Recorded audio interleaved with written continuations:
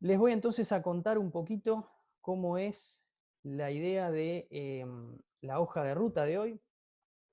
Vamos a charlar brevemente de, bueno, quiénes somos, qué es Gentos, qué hacemos. También vamos a charlar de la importancia del pasto en nuestros sistemas.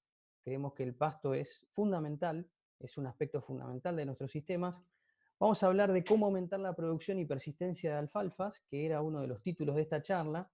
Y a su vez vamos a hablar de estas especies alternativas, pensando en qué sembrar en esos ambientes donde la alfalfa no persiste y qué potencial podemos esperar de esas especies alternativas. Entonces, pasando primero a contarles un poco de quién es Gentos. Gentos es una empresa de capitales nacionales, tenemos más de 30 años de trayectoria. Hace alrededor de 10 años que la empresa comenzó un programa orientado a lo que es el mejoramiento de alfalfas. Estas alfalfas siempre seleccionadas bajo pastoreo. Nuestras pasturas entonces tienen esa característica, eso es una de las cualidades de Gentos como empresa, seleccionar materiales bajo pastoreo, pensando en que estamos convencidos de que prácticamente el 70-80% de la producción en la Argentina se realiza bajo pastoreo. Tenemos una amplia red de evaluación de esos materiales, tanto en campos experimentales de productores, como también campos experimentales de institutos oficiales como el INTA y el INIA, y hacemos un fuerte foco en la investigación, convencidos de que no solamente es importante tener un excelente producto, sino sobre todo tener una excelente solución, poder brindar soluciones a las personas que compran esos productos. Entonces, ese es el paquete un poco que nosotros ofrecemos. Pasando a la parte técnica, vamos a charlar entonces, si esto avanza, vamos a charlar un poquito de si importa el pasto o no. Es una pregunta que es pertinente, quizás es importante hacerla. Nosotros creemos que el pasto es central en los sistemas, pero vamos a hacer un pequeño diagnóstico, un pequeño análisis de cómo está el sistema, en este caso lechero, cómo están esos sistemas lecheros en la Argentina hoy, en términos de forraje, de producción de forraje.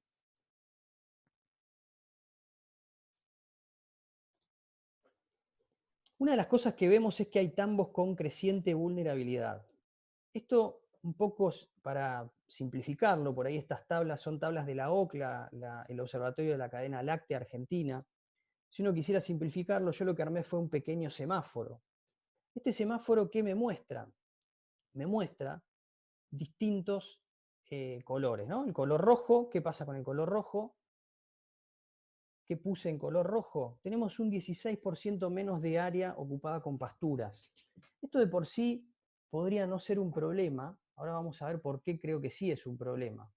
Tenemos un 32% menos de forraje en nuestras dietas y un 8% menos de productividad con alimento propio. Entonces, esto sí expone nuestros sistemas a un riesgo grande.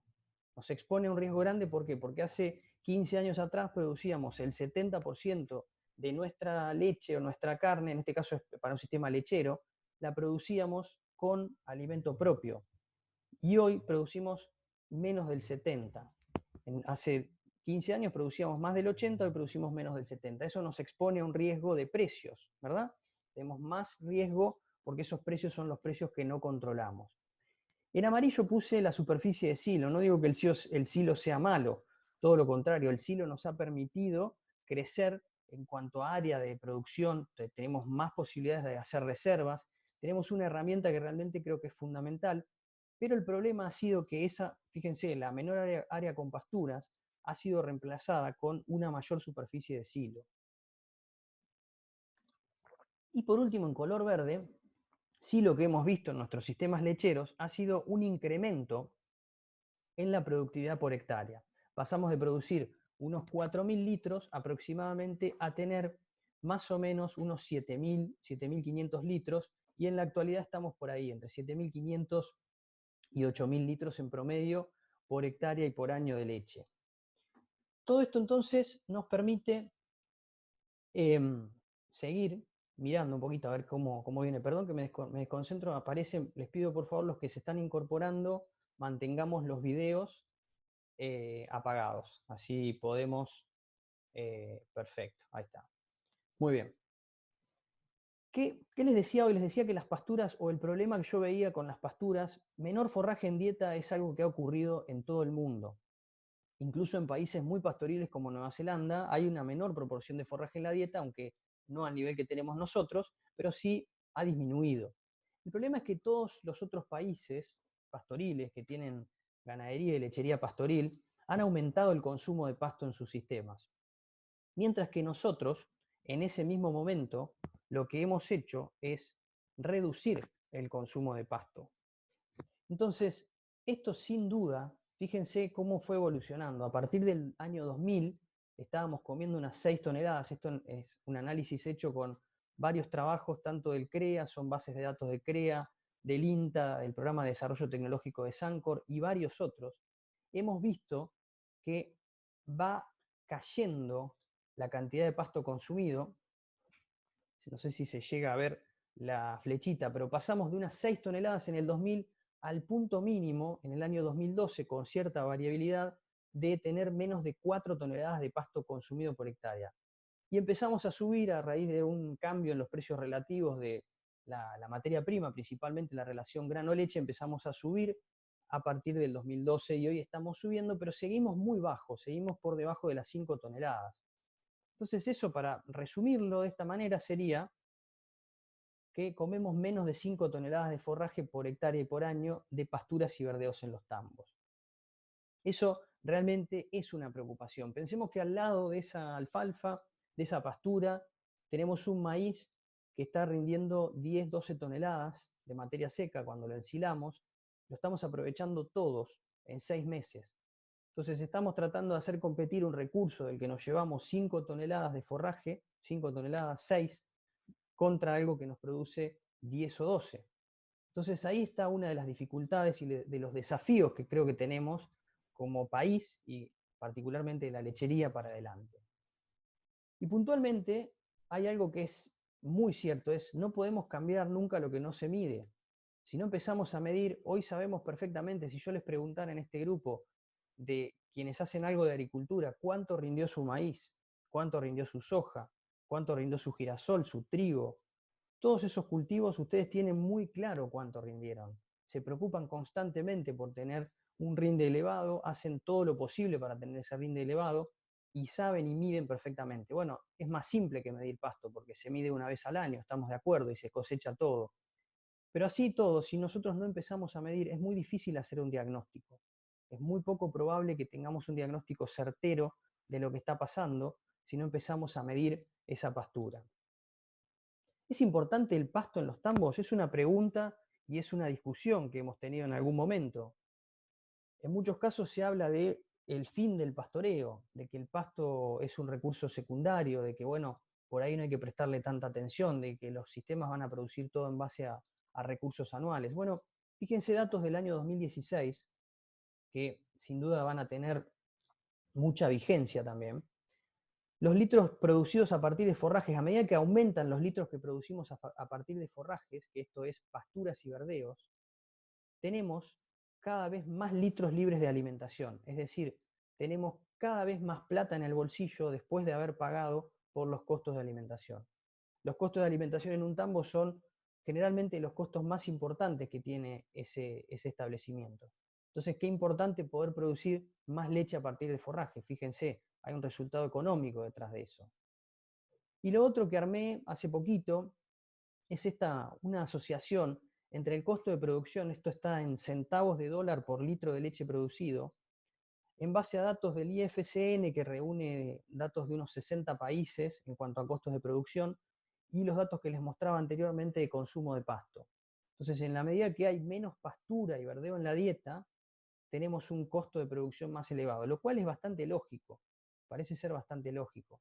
Pero muchas veces verlo de esta manera nos permite ir mejorando, ir entendiendo por dónde pasa el negocio de la lechería en este caso. Y esta es otra cosa que por ahí siempre muestro, que genera un poco de discusión cuando hay una interacción con los grupos. Fíjense que siempre en los tambos discutimos, generalmente los productores tamberos, quienes están vinculados a la actividad lechera, se discute muchísimo el precio de la leche, que es algo importantísimo. Estamos de acuerdo en que el precio de la leche es muy importante para el negocio. Sin embargo, cuando Santiago Fariña analizó estos datos de la base de sus tambos CREA, ¿qué encontró? Encontró algo muy interesante. Por un lado, él lo que buscaba era la asociación, la correlación que había, qué relación había entre distintos parámetros y el resultado económico de esa empresa. ¿Y qué encontraron? Que cuantos más litros libres de suplementación por vaca total, por hectárea, mayor era el rendimiento económico. Los tres primeros parámetros que se asociaban eran ese que les mencioné, la productividad y la carga animal. Cuando uno iba a factores de moderada correlación, ¿qué encontraba? Que los litros libres de suplementación por vaca, que ahí ya no está la unidad de superficie, tenían una moderada correlación. ¿Cuáles son las dos preocupaciones principales de los tamberos en general? La producción individual, fíjense que tiene una correlación de menos del 30% con el resultado económico, y el precio de la leche, que tiene una correlación aún menor. Menos del 20% del resultado económico de un tambo está explicado por el precio por litro que se le paga a ese productor. Esto no quiere decir que no haya que pelear por un precio justo, ni mucho menos. Simplemente que hay cosas que están fuera de nuestra esfera de decisión. Es algo que nosotros no podemos controlar, el precio de la leche. Sin embargo, las otras cuestiones sí las podemos controlar. Entonces, ¿cuáles son las claves del negocio? Por un lado, producir más pasto. Producir pasto, producir más leche por unidad de superficie, olvidarnos un poco de esa producción individual, de correr atrás de la vaca de 40, de 50 litros, porque al fin del día lo que importa son cuántos litros estamos produciendo por la unidad de superficie, es lo que nos va a definir la rentabilidad. Y por el otro lado, la carga animal, para poder lograr esas elevadas tasas de consumo de pasto y multiplicar así también la productividad. Todo eso es, y esto es opinión mía, pero también basada en estos resultados y en estos datos que vamos viendo, la clave del negocio lechero en la Argentina. ¿Qué pasa en los sistemas de cría y recría? Y acá un poco más breve, porque hay menos datos de todo lo que es producción, de lo que es producción de pasto, de lo que es consumo, pero podemos asumir que en muchos casos, si en un tambo tenemos bajos consumos de pasto, muchas veces en un sistema ganadero tenemos consumos de pasto aún más bajos o producciones aún más bajas, también porque la tierra no es la misma, ¿no? Estamos en tierras de menor aptitud. Si uno compara, esto es una comparación muy sencilla, pero fíjense, ¿cuánto vale? Esto es siendo generoso, porque es bastante barato, en realidad el costo de suministro es mayor, pero ¿cuánto vale producir un kilo de carne utilizando balanceado? Unos 54 pesos, esto es a valores de hoy, está actualizado con valores de hoy, al dólar de 65 pesos. Entonces, 54 pesos con 20 el costo de producir un kilo, a pesar de que el animal, fíjense que convierte más carne, convierte 6 kilos en lugar de los 12, que por cada kilo de carne, perdón, necesita 6 kilos de balanceado contra 12 de forraje, pero así todo el costo del kilo es mucho más caro. 42 pesos cuando usamos un verdeo anual para producir un kilo de carne y 32, 33 pesos cuando utilizamos pasturas base alfalfa o base gramíneas. Entonces, todo esto nos lleva un poco a esta reflexión o esta pequeña conclusión. Engordando a pastura podemos reducir un 40% el costo de producción de carne. Si utilizáramos verdeos, la reducción podría ser del 33%. Y esto recuerden, siendo generosos, utilizando, digamos, una baja cantidad de un balanceado barato en realidad, donde el costo del suministro es bajo. Ahora, el balanceado utilizado en forma estratégica permite incrementar la carga. Esto es importante y nos da mayores tasas de ganancia. No quiere decir que el balanceado sea malo, todo lo contrario, es bueno, pero siempre y cuando ese balanceado no reemplace a los recursos forrajeros que tenemos en el campo. Porque ahí sí dejamos de comer pastura para comer grano y vamos a esa curva que mostraba hoy de menos consumo de pasto y por ende un costo de kilo ganado más caro. ¿Cómo podemos aumentar la producción y la persistencia de las alfalfas? Ahora vamos entrando ya en temas de los que veníamos hablando de esta forma. Ah, perdón, el rayón azul. Déjenme que acomode ese rayón azul. Si puedo. No me deja, mira. Déjenme probar cómo borrar ese rayón azul.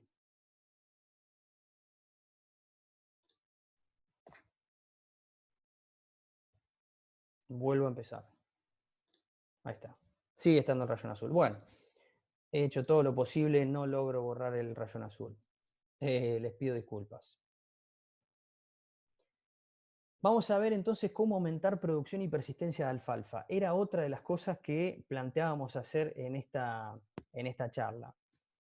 Esto es un trabajo que armamos de brechas productivas con otro colega que está en Australia ahora y lo presentamos en el Congreso Mundial de Alfalfa con la idea entonces de evaluar, se habla mucho de brechas productivas en sistemas agrícolas, es decir, sabemos muy bien las brechas que hay para producir o qué potencial de producción tenemos de un maíz, de un trigo, de un girasol, de una soja, sabemos muy bien, pero sabemos muy poco de alfalfa, se conoce bastante menos, de pasturas en general y de alfalfa en particular. Entonces buscamos, hicimos una revisión bibliográfica y buscamos cuál era el récord mundial de producción de alfalfa, que no viene al caso, que llegaba casi a 60 toneladas en un ambiente de muchísimo riego, muchísima fertilización. Esto era en un año, imagínense, una cosa descomunal, pero no es representativo, no es lo que buscamos. ¿Qué pasa si pudiéramos tener la planta creciendo a una tasa de unos 200 kilos de materia seca por hectárea por día, que es lo que crece la alfalfa bajo riego, por ejemplo, en Santiago del Estero? Bueno, podríamos lograr 47 toneladas de materia seca hectárea año. Ahora, la realidad indica que la alfalfa no está en un invernáculo, está a campo, y por ende los potenciales de producción son menores. Entonces, la red de INTA es posiblemente una de las redes más amplias que tiene hoy, sin duda la red más amplia que tiene la Argentina de evaluación de cultivares de alfalfa. ¿Y qué nos muestran? Nos muestran que con riego, en estas zonas de Catamarca, Santiago del Estero, hay un potencial de producir 27 toneladas de materia seca por hectárea y por año. Comparémoslo con un maíz que hablábamos de que producía 12, que posiblemente con riego llegue a 20 o 24, y estamos hablando entonces de un cultivo que supera al maíz en promedio de 3 años. Es muchísima producción de biomasa. ¿Qué pasa cuando no tenemos riego? Bueno, ese potencial baja a unos 22 toneladas. Y lo otro interesante es la red de INTA está bajo corte, ¿verdad? No tiene animales en pastoreo. ¿Qué pasa cuando ponemos un animal encima? Bueno, hay poca información. Y uno de los trabajos más interesantes que tenemos es el trabajo de Javier Bauraco, acá hecho en el INTA Rafaela, donde evaluaron en pastoreo qué pasaba cuando se aumentaban las cargas con el consumo de pasturas de alfalfa. Entonces, en ese caso lograron, en un promedio de 2 años, alfalfas que producían unas 12 toneladas, pero de esas 12, fíjense que se comían 9 toneladas, casi el 72%. Y decíamos hoy que el promedio consumido en tambos comerciales de Argentina está en 4. Es decir, ahí tenemos una brecha gigante que podríamos cubrir simplemente mejorando el consumo. Aún produciendo no mucho pasto, 10, 12 toneladas, podríamos comernos casi 9. Entonces, ¿por qué no logramos alcanzar el potencial? Algunas cuestiones ya las dije un poco, las anticipé. Yo dividí en dos grandes razones. Hay algunas cuestiones que tienen que ver con el manejo y otras cuestiones que tienen que ver con el ambiente.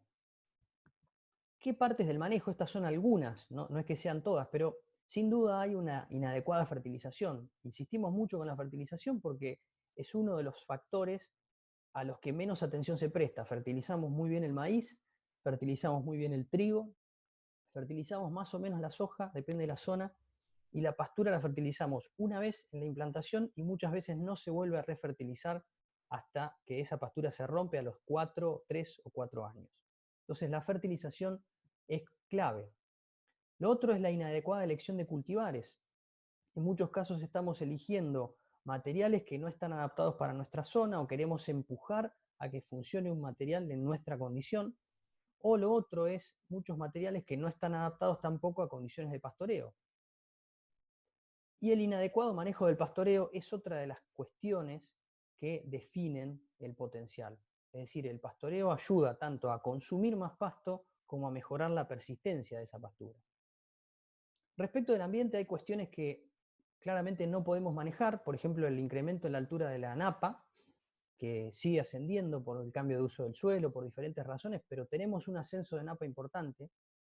Tenemos eventos climáticos cada vez más extremos y frecuentes, y todos los pronósticos de cambio climático mundial indican que esto va a seguir sucediendo. Vamos a tener cada vez más eventos climáticos extremos de este tipo.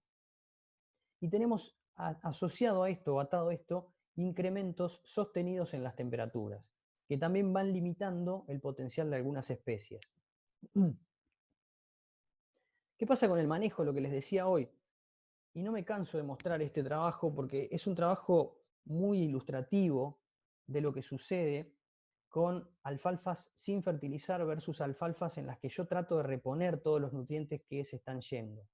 En los sistemas ganaderos existe un poco el mito de que, bueno, en realidad no hay, la vaca devuelve con el bosteo, la vaca devuelve con la orina, lo cual es cierto que una parte de eso se devuelve con el animal, pero no hay duda de que pasan dos cosas. En un sistema ganadero hay una concentración de heces y orina alrededor de aguadas. Muchas veces tenemos pocas aguadas, con lo cual la distribución de esos nutrientes es muy desigual. En el caso de los lecheros, gran parte de las heces y orina se concentran en la sala de ordeño y muchos no tenemos un distribuidor de efluentes para hacer la reaplicación, digamos, la aplicación de todos esos efluentes en el tambo. Entonces eso también va haciendo que los lotes, sobre todo los lotes más alejados del tambo, de las aguadas, van quedando esquilmados de nutrientes.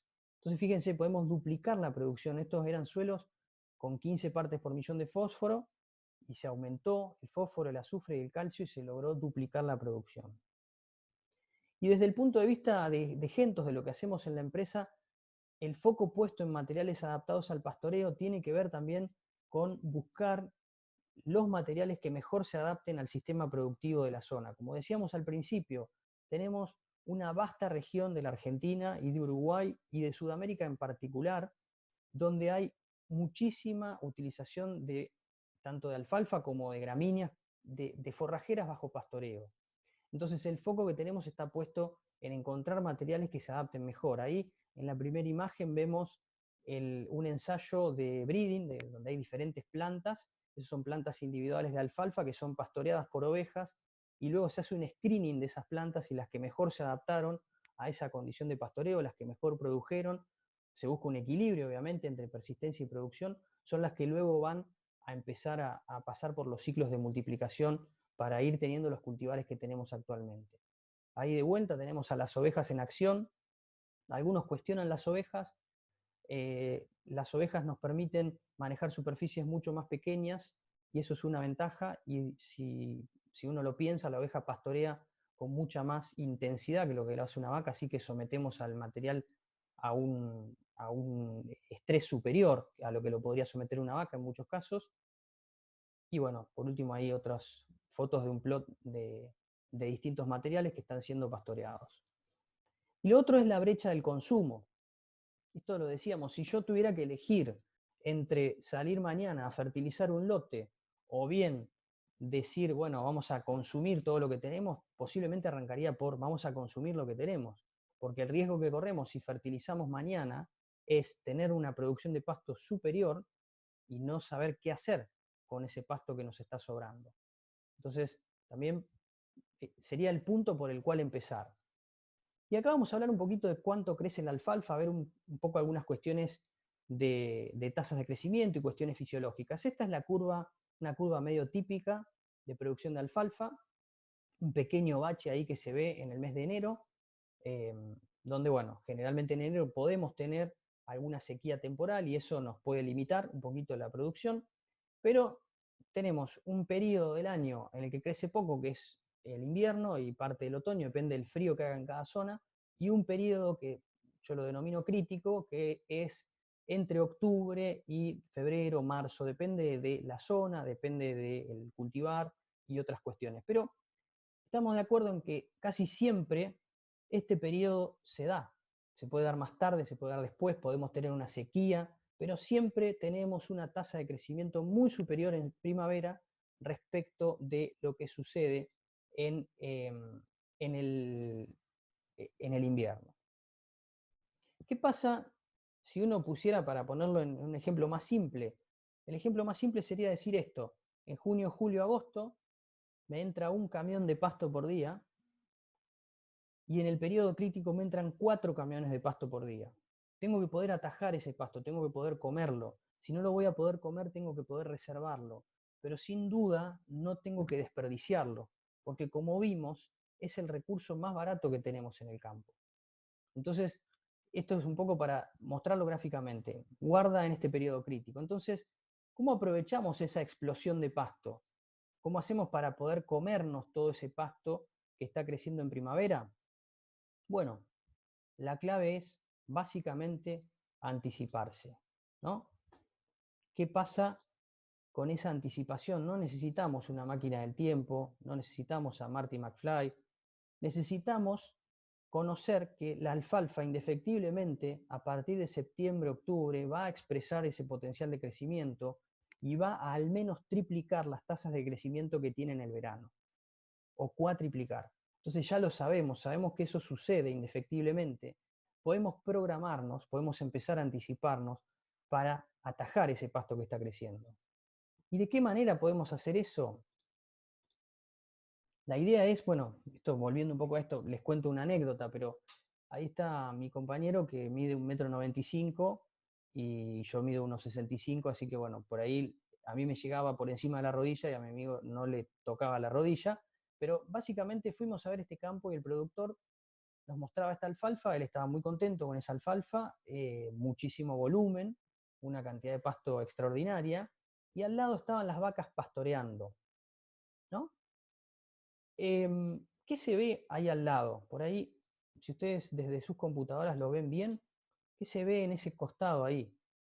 Se ve un palerío enorme, ¿no? O sea, la vaca, ¿qué hizo? Estas son vacas de tambo, no son vacas de carne que por ahí perdonan un poco más que entremos tarde. La vaca no comió eso, se comió los tallos blandos que había abajo, posiblemente de rebrote, comió hojas y dejó el palerío. Entonces, ¿qué pasa cuando el pasto nos tapa? Nos quedamos sin hojas abajo. No tenemos más hojas por debajo, tenemos 6, 7, 8, 9 nudos con hojas. Todo el resto no tienen más hojas. Entonces, eso es un problema. ¿Por qué? Porque la calidad está en las hojas. Estamos cosechando 40-50% de lo producido, sobre todo en primavera. ¿Qué pasa si entramos temprano? Tenemos esta situación. ¿Qué pasa si entramos tarde? Tenemos esta. En un caso nos comimos el 74% y en otro caso menos del 50%.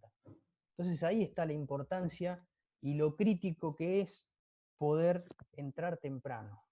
Y ahora vamos a ver un poquito otras razones asociadas a esto que les digo de calidad, pero básicamente qué es lo que está pasando con, o por qué insistir con esto de entrar temprano. Fíjense que a medida que aumenta la biomasa, esto es para un rebrote de primavera, y esto puede variar un poquito con los cultivares, hay algunos cultivares que mantienen una mejor relación tallo-hoja, pero es una relación bastante fisiológica.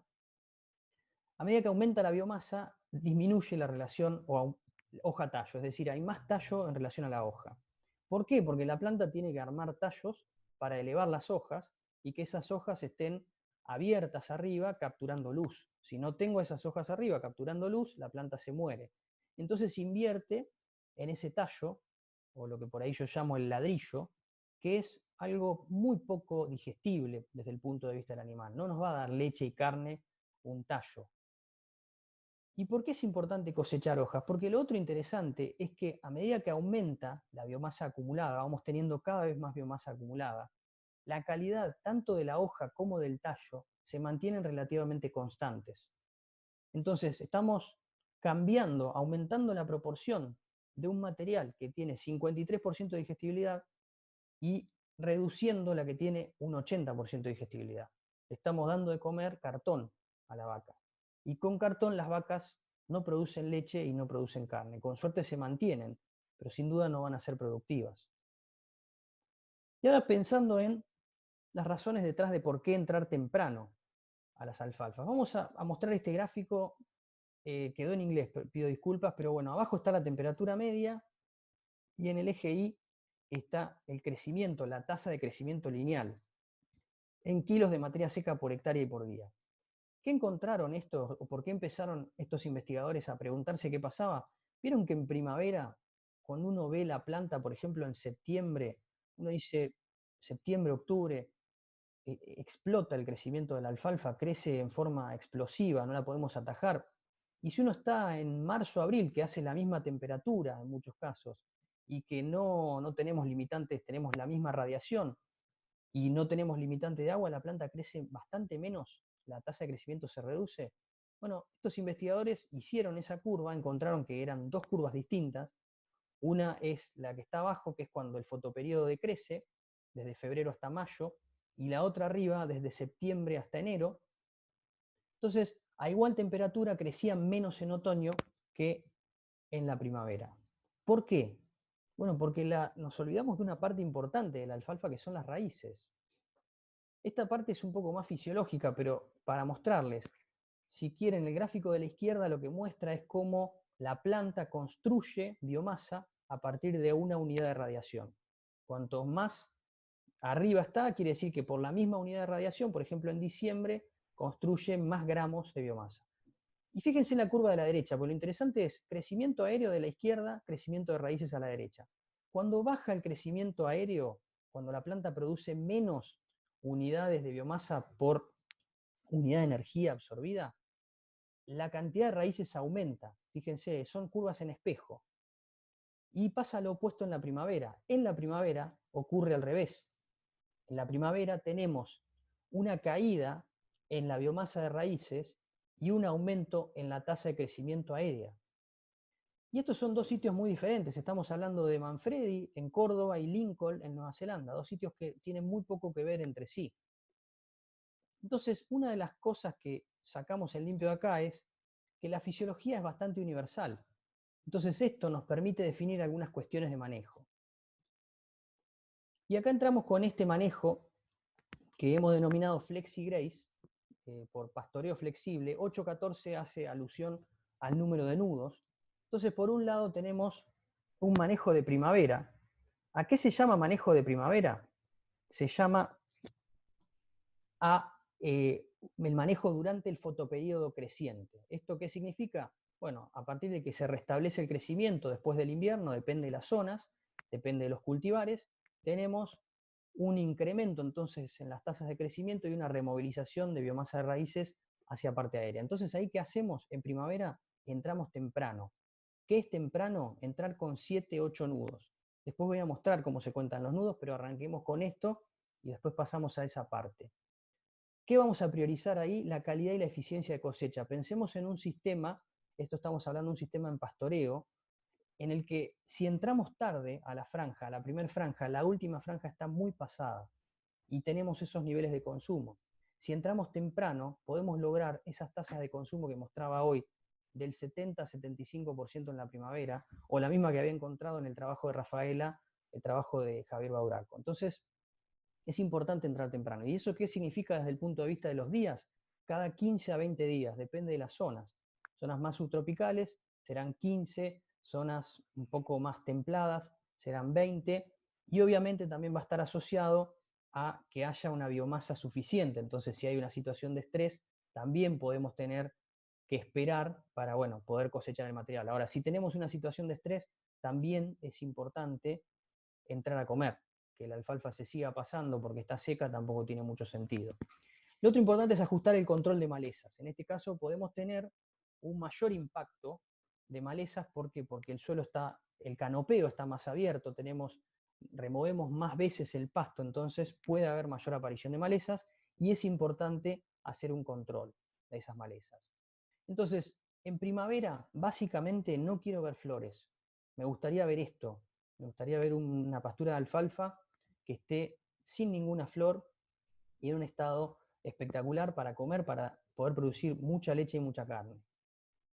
Por suerte ahí veo que está explotando el chat. Por suerte no estoy presente para recibir todos los comentarios respecto del empaste, pero vamos a charlar del empaste ahora en un ratito, así que bueno, quédense tranquilos.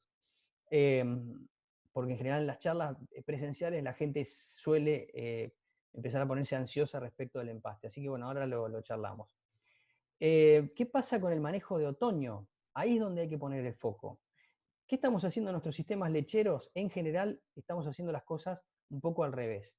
Entramos muy tarde a comer en primavera, o se nos pasan, en realidad no es que entramos tarde, sino que no podemos atajar la pastura en primavera, y entramos muy temprano en otoño. En otoño estamos no dándole nunca un descanso. ¿Por qué? Porque nos empezamos a quedar sin otro recurso hasta tanto tenemos implantados los verdeos para poder comer. ¿Qué significa entonces el manejo de otoño? Es fotoperiodo decreciente. Fíjense que la planta no entiende si es realmente otoño o si es invierno. Entiende que el fotoperiodo se va cayendo, que los días se van haciendo más cortos. ¿Cuándo se empiezan a hacer más cortos? A partir del 21 de diciembre. Entonces, en teoría, uno podría empezar este descanso a partir de enero o febrero. ¿Qué es ese descanso? Es dejar que la alfalfa tenga 13, 14 nudos.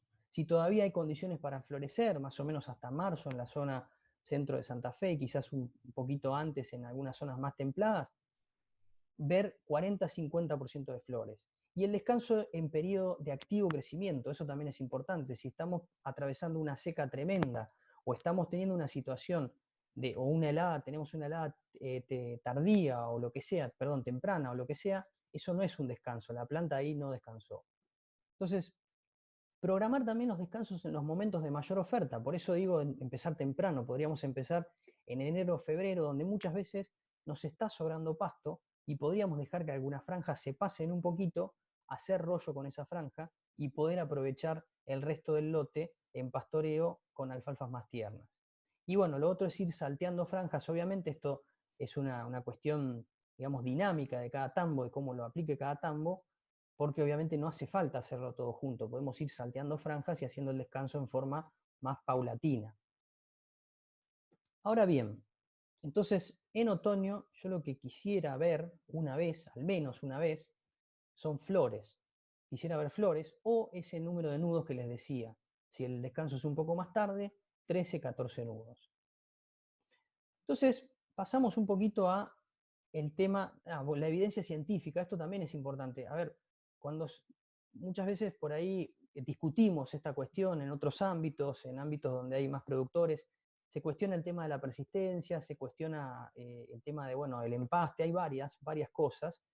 Sin embargo, esto no viene de una idea nuestra, esto arranca inicialmente con un manejo en Nueva Zelanda y digamos, se extiende a la Argentina a partir de los primeros ensayos que se hacen en el INTA Villegas, con la colaboración del INTA Balcarce, y también se publica eso, y nosotros tenemos también publicado en el Congreso Mundial de Alfalfa un trabajo donde se evaluó este sistema de manejo. No me alcanza el tiempo, no quiero tampoco que se demore mucho esta charla, no me alcanza el tiempo para mostrar todos esos datos, pero si a alguno le interesa, tengo después para pasarle la información respecto de este manejo, ¿no? Y toda la información y la evidencia científica que hay detrás.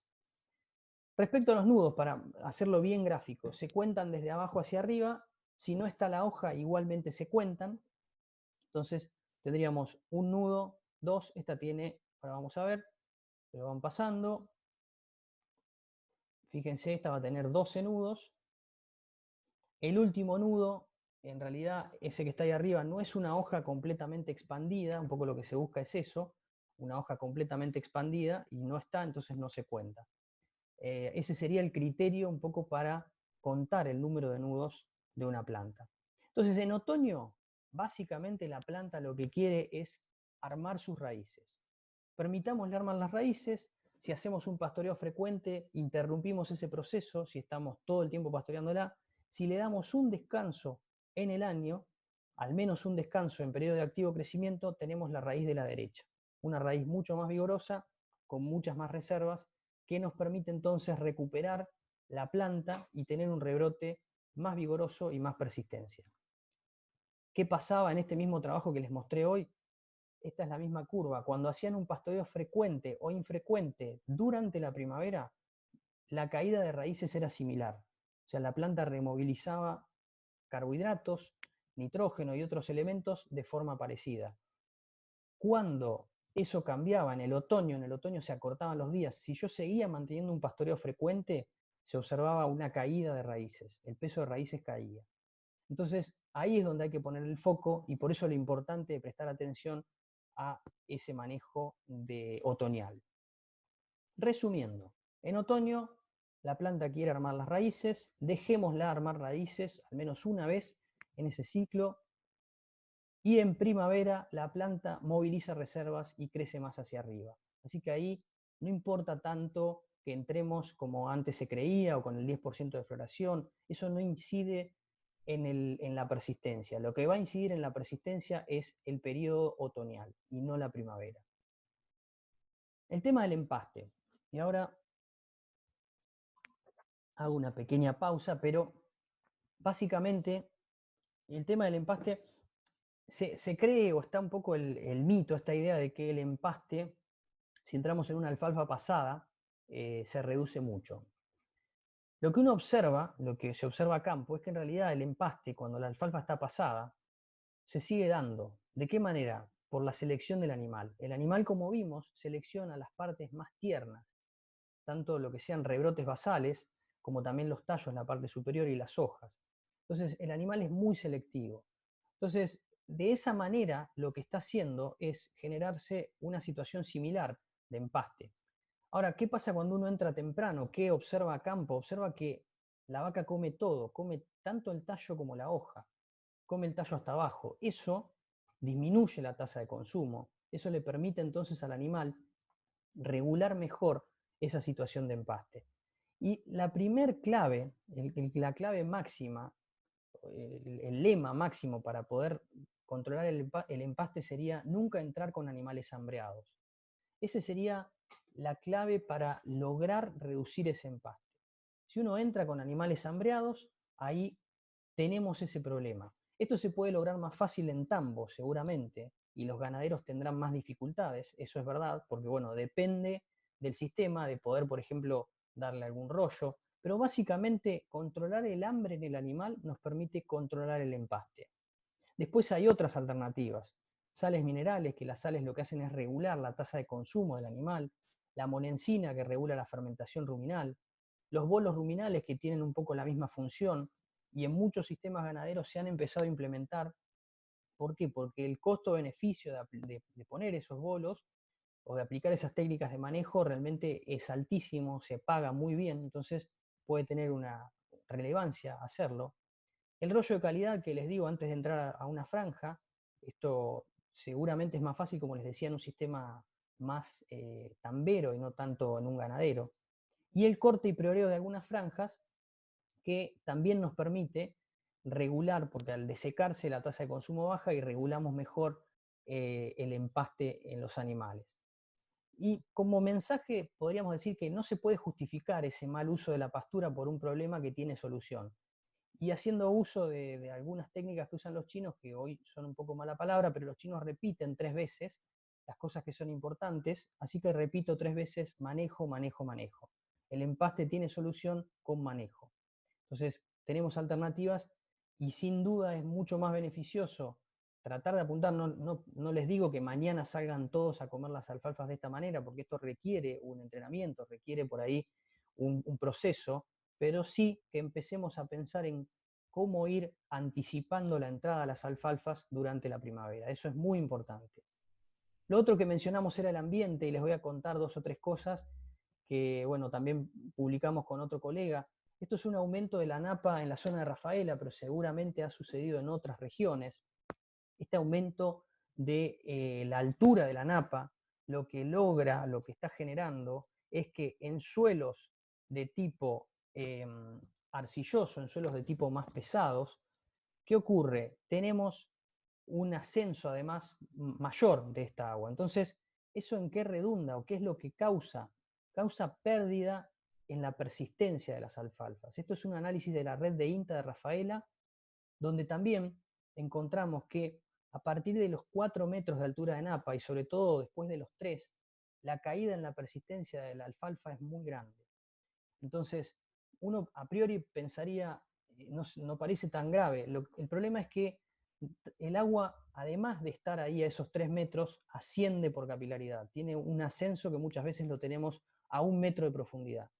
Y la alfalfa, por más que insistamos y busquemos alternativas, y de hecho tenemos un programa de Gentos donde estamos tratando de encontrar tolerancia a anegamiento, todavía hay poco en ese sentido. Todavía estamos algo lejos de poder lograr cultivares que se adapten al anegamiento, porque el centro de origen durante cientos de miles de años, la alfalfa vivió en Kazajistán, en Afganistán, en pleno desierto. Entonces es difícil ir mejorando eso para que tolere anegamientos. Lo otro son, así como el agua viene de abajo, también el agua viene de arriba. Y acá tenemos un tema muy serio. En la mayoría de las zonas lo que estamos viendo es que los promedios históricos de precipitación son similares. Estamos quizás casi todos entre los 1000, los 600, los que están en zonas por ahí más semiáridas, 500, 600, 1000, 1200. Ahora, el problema es que caen a veces 200 o 300 milímetros en un lapso de pocas horas o en un día. Y eso genera un inconveniente serio para las alfalfas porque no toleran, como digo, el anegamiento, no les gusta el exceso de agua. Y los incrementos en las temperaturas, que son otra de las cosas que vamos a seguir viendo a partir del cambio climático y que ponen un poco en jaque y en riesgo a nuestros sistemas y a nuestras pasturas tradicionales. Entonces, ¿qué podemos sembrar en aquellos lugares donde la alfalfa no persiste por todas estas razones que mencionábamos?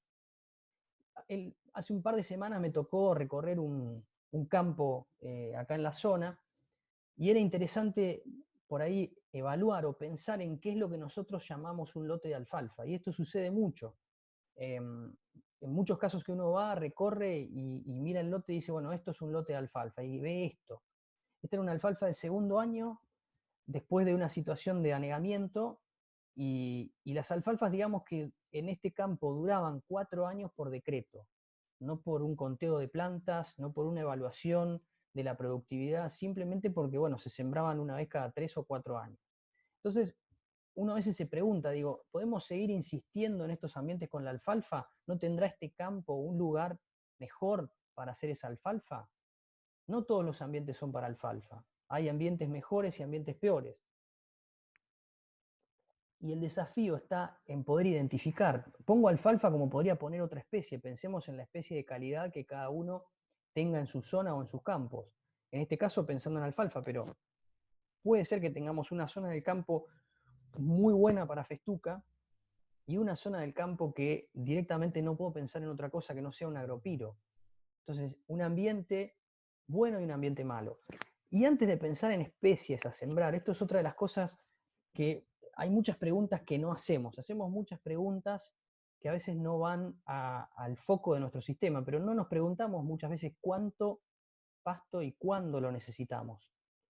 Tampoco nos preguntamos mucho para qué categorías. A veces sí te dicen necesito una pastura para tambo. Bueno, eso puede ser un avance.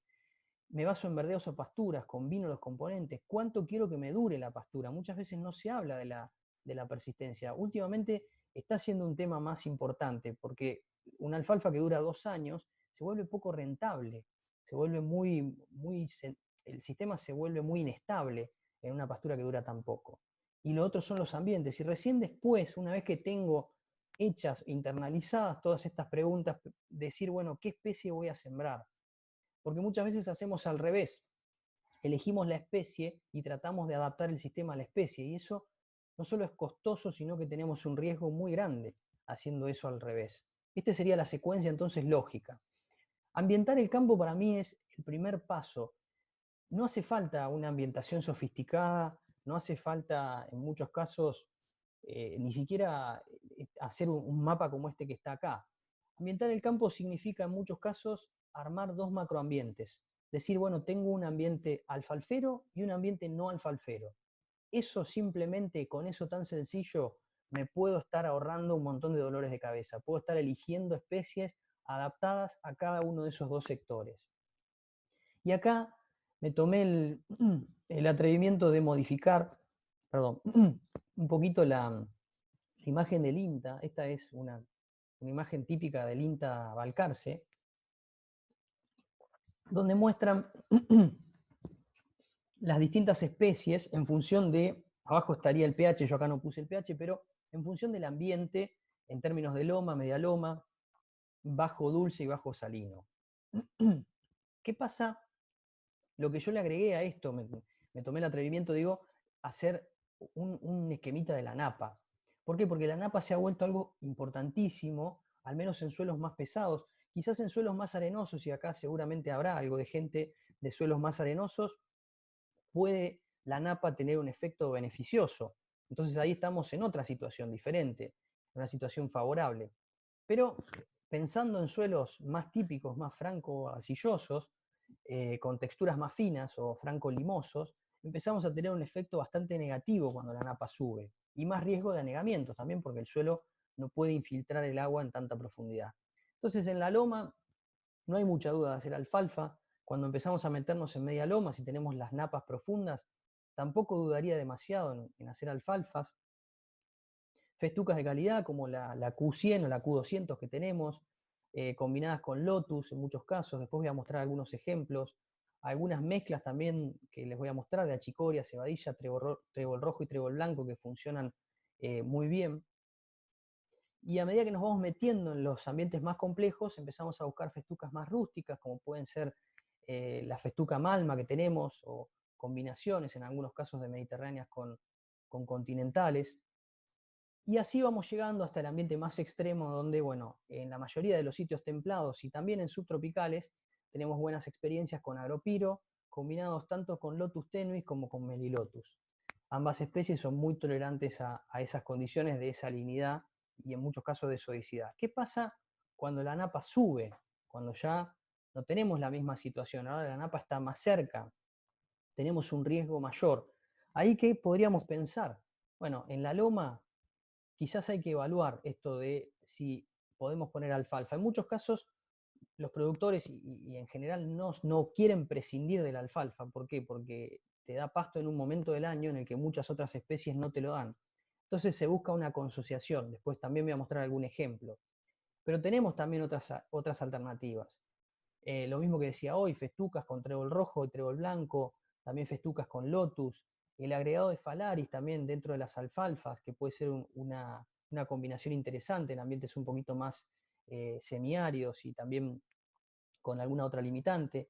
Y a medida que nos vamos metiendo nuevamente hacia zonas de media loma, donde acá podemos tener algún anegamiento temporario, hay una mezcla súper interesante, que también después voy a mostrar alguna imagen, de achicoria con cebadilla, trébol blanco y trébol rojo, que funcionan muy bien, es muy interesante los datos que hay. Y nos vamos metiendo ya en bajos dulces y salinos, donde está entrando agropiro, lotus, melilotus y el grama rhodes como una de las especies que por ahí ha ingresado más en los bajos de la cuenca del salado bonaerense, y que tiene un potencial también en zonas subtropicales a medida que uno se va para el norte de entrar en esos ambientes. La otra pregunta que yo siempre me haría, y que la hizo un profesor de Nueva Zelanda cuando vino a Argentina, es ¿qué leguminosa domina el sistema? ¿Cuál es la leguminosa que vas a incorporar en tu sistema? ¿Y eso por qué? Porque todos los datos muestran que hay un sinergismo, hay un beneficio siempre que se incorporan leguminosas, porque la leguminosa nos aporta nitrógeno. No es que la leguminosa alegremente cede el nitrógeno, pero puede fijar entre el 70 y el 80% de lo que necesita, y una parte de las raíces que se van descomponiendo y parte del nitrógeno va quedando en el suelo para la gramínea. Entonces, no es que la gramínea va a ser autosuficiente y no va a necesitar más nitrógeno, pero prescindimos de la necesidad de usar altas dosis de fertilización nitrogenada. Este gráfico muestra un poco eso, también lo presentamos en APA con datos de la estación experimental de Gentos en Pergamino, distintos materiales de leguminosas combinados con gramíneas, y qué pasaba cuando aumentamos la proporción de leguminosa, la cantidad de leguminosa que tenemos, con la cantidad total de producción de pasto. Entonces lo que veíamos era un aumento, producimos más pasto cuando tenemos más leguminosa en el sistema. Algunos ejemplos de mezclas que pueden ser interesantes también tenemos, por un lado, esta es una de las mezclas que me gusta mucho, tiene un potencial, cuando uno piensa en combinar alfalfa con festuca, una de las mezclas más interesantes es estas alfalfas con algo de latencia, pueden ser un grupo 6 o 7, con festucas mediterráneas. Esto que la gramínea aporta una serie de ventajas, ¿no? Se empieza a hablar mucho de la infiltración, del piso, el drenaje que tiene el suelo. Entonces tenemos más tolerancia al pisoteo, particularmente luego de lluvias.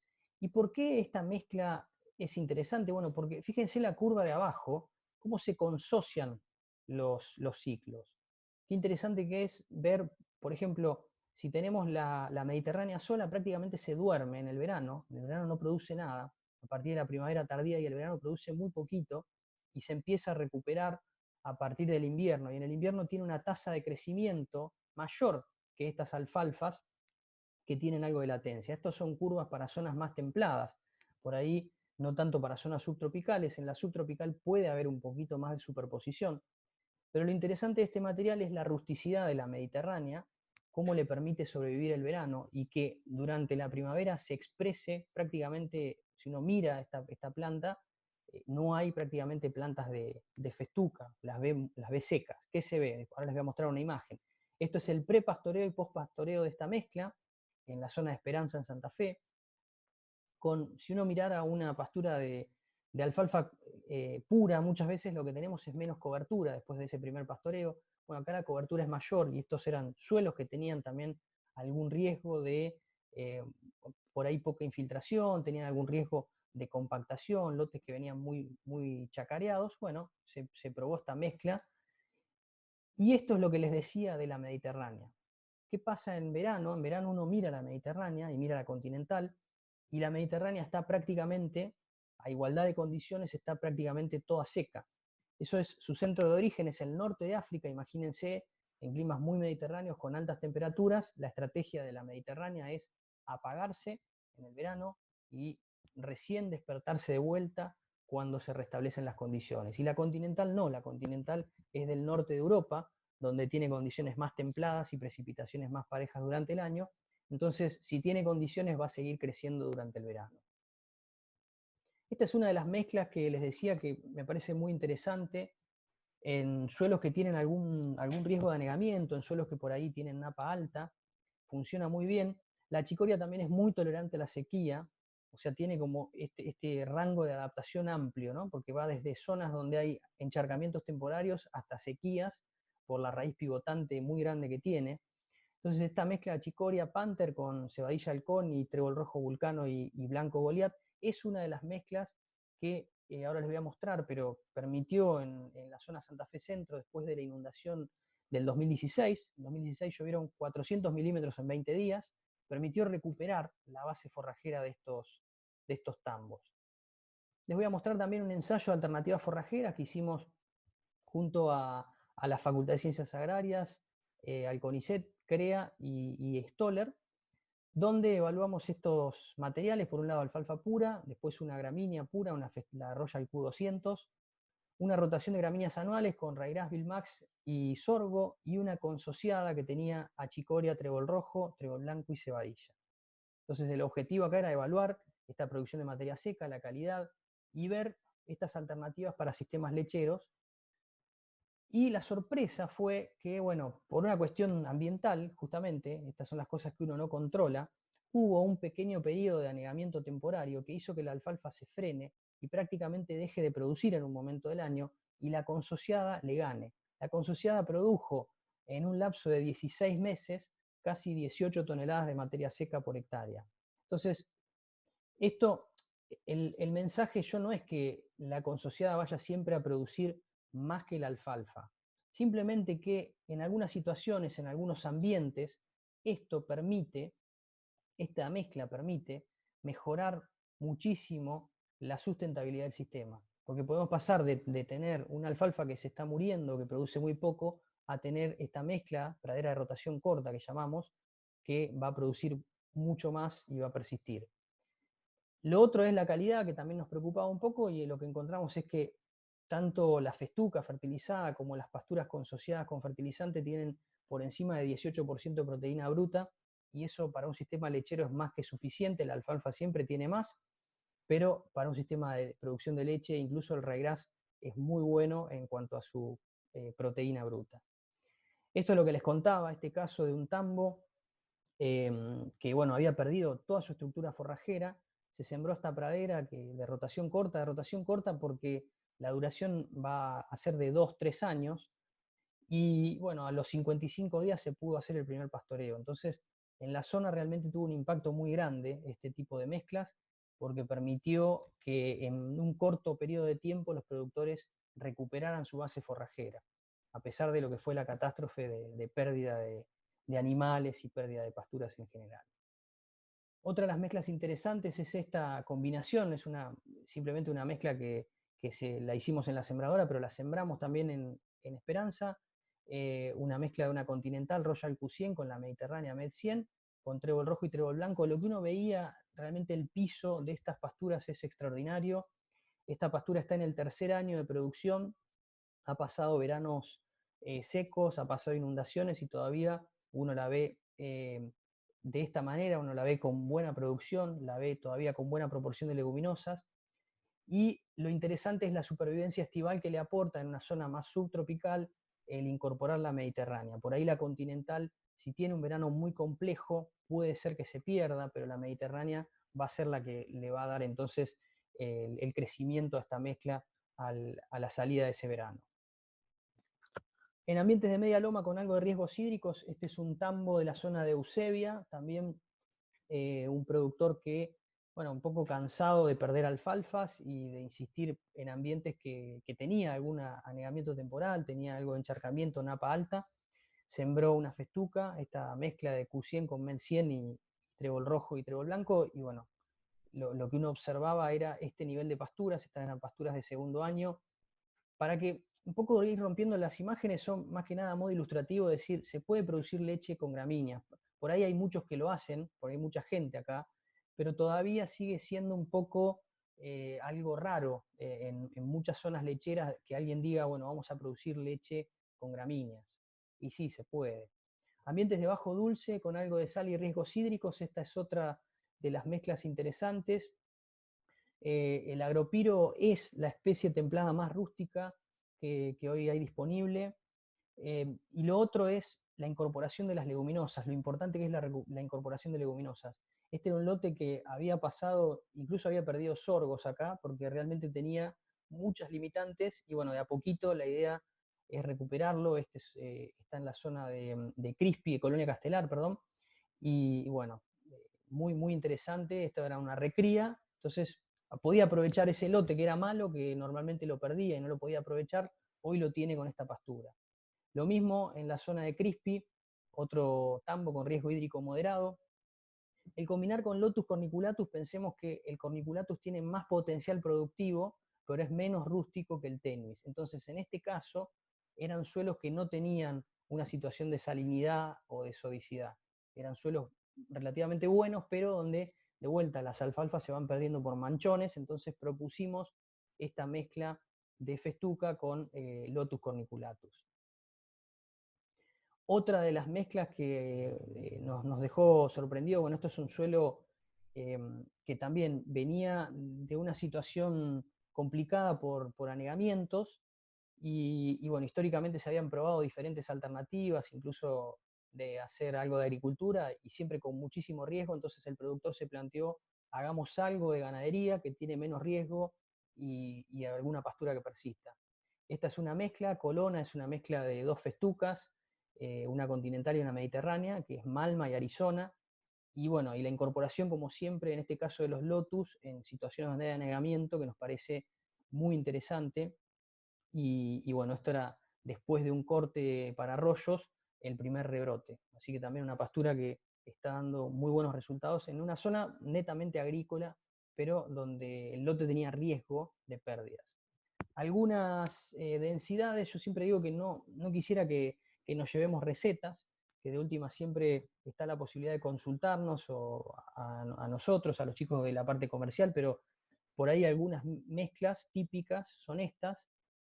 Y un poco para ir definiendo, en realidad cuando uno piensa más en objetivos de plantas. Si estamos pensando en consociaciones, tenemos que buscar entre 100 y 150 plantas de leguminosa y 150 a 200 de gramíneas, y de achicoria en esas mezclas buscar 40 a 50 plantas.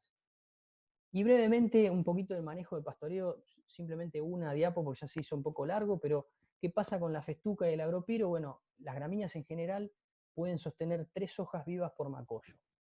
Entonces, si uno quisiera comerlas, debería entrar antes de que esté esa tercera hoja, o en 2 hojas y media, o en 2 hojas. En el caso de festuca, como figura ahí, se pastorea cada 400-500 grados día. Esto depende el grado día es por ahí la forma más fisiológica de decirlo, pero siempre buscando esas 2, 3 hojas. Y en el caso del agropiro, siempre el pastoreo se extiende un poquito más. Es más lento para dar la hoja. Te va a dar una hoja cada 700, 800. Los remanentes, cuidar los remanentes. Pensemos que por debajo de los 800 kilos de materia seca por hectárea, en muchos casos no nos queda verde, no nos queda remanente verde. Y sin remanente verde, la gramínea prácticamente no rebrota, le cuesta muchísimo rebrotar. Tiene que removilizar reservas y eso es un proceso costoso para la planta. Entonces, cuidemos remanentes para permitir el rebrote. ¿Qué pasa en primavera? En primavera y sobre todo a la salida del invierno, pastoreos más frecuentes para controlar floración. Esto es importante, tratar de que bueno, tengamos controlada la cantidad de varas florales. ¿Por qué? Porque eso nos define la persistencia. Y el remanente tendría que ser, depende de las zonas, siempre hablamos de remanente verde, dejarle área fotosintéticamente activa a la planta, hoja verde, porque eso es lo que transpira. Si la planta no transpira, si yo hago un corte muy intenso y dejo solamente eh, toda la parte amarilla, toda la parte seca, es muy probable que la planta se muera, no tiene cómo regular la temperatura. Si dejo hojas verdes, dejo un remanente de 10, 15 centímetros, depende de la zona, depende del manejo, del tipo de pastura, previo a la entrada al verano, eso me asegura la persistencia. Y en el verano manejarla manteniendo esos remanentes, siendo más cuidadoso con el momento en el que salen los animales del lote. En el caso de la chicoria, siempre pensando en que está consociada en una mezcla, pero hago el foco en la chicoria porque es uno de los materiales que más palatables, las achicorias actuales, las achicorias modernas, como las que tenemos en Gentos, tienen un desarrollo detrás que cambiaron mucho respecto de los materiales originales. Entonces, son muy palatables, el animal las come muchísimo y esto puede generar, y muchas veces genera, que no se deje prácticamente nada de hoja remanente. Entonces, por un lado es esperar más o menos a que acumulen 7, 8 hojas para hacer el primer pastoreo, post siembra, y dejar remanentes, cuidar que haya algo de remanente, porque también la chicoria, por más que tiene algo de reservas, necesita esos remanentes para no comprometer la producción y la persistencia de la especie. Como mensajes finales, para ir terminando, por un lado vimos que obviamente consumir y producir más pasto va a ser más rentables a nuestros sistemas. Vimos datos de producción de leche, de producción de carne. Entonces, la importancia que tiene realmente el pasto y la importancia que deberíamos darle. Por otro lado, tenemos un potencial para duplicar la producción y el consumo de pasto, esto también lo vimos, y eso hace falta manejo y hace falta una correcta elección de especies y cultivares. O sea, hoy tenemos tanto la genética como también la amplitud de especies para elegir. Podemos elegir una vasta gama de especies que nos permiten ubicar a cada especie en su ambiente y en su lugar. Entonces no insistamos con alfalfa en esos ambientes limitantes. Busquemos, si queremos hacer alfalfas buenas, busquemos del campo una zona y tengamos dos rotaciones diferentes, una rotación alfalfera y una rotación con no alfalfera, o una rotación de más calidad y una rotación de menor calidad. Pero sí, cada especie busquemos ponerla en su lugar. Y de a poco, además, eso genera algo muy positivo, porque el suelo se va recuperando. Si nosotros logramos implantar especies perennes, el suelo se va recuperando, y quién dice que dentro de 10, 15 años ese suelo nos dé lugar a hacer otra especie de más calidad por haber manejado bien. Animarse a romper paradigmas, esto por ahí depende de las zonas. En algunas zonas ya lo rompieron, o les parece algo que no tiene sentido esto que voy a decir, pero sí quiero decirles que se pueden producir cantidades similares de leche y carne sin usar alfalfa. Esto por ahí en muchas zonas suena lógico, pero en nuestra zona, en Santa Fe Centro y en otras partes parece que no se puede, sobre todo producir leche, y sí se puede. Y dejarlos con una frase de Albert Einstein que dice que la imaginación es más importante que el conocimiento. Entonces, invitarlos un poco a que imaginemos sistemas más rentables, más sustentables, sistemas que perduren en el tiempo. ¿Para qué? Para que la lechería y la ganadería sigan siendo actividades fuertes, sigan siendo actividades deseables, donde puedan ir nuestros jóvenes y que sea una actividad que podamos transmitir a nuestras futuras generaciones. Yo soy un convencido de que el pasto tiene un rol fundamental en esto y de que podemos usar la imaginación y tenemos herramientas hoy para lograr que Argentina despegue y que tengamos cada vez más producción de leche y producción de carne de base pastoril. Muchísimas gracias, un abrazo grande a todos y bueno, sigan cuidándose.